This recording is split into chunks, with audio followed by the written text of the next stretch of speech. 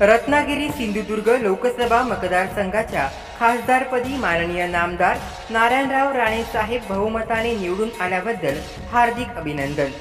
स्वागतोत्सुक सौ मनस्वी महेश खारी, महिला मोर्चा जिल्हा चिटणीस भाजपा देवगड, माजी जिल्हा परिषद सदस्या देवगड।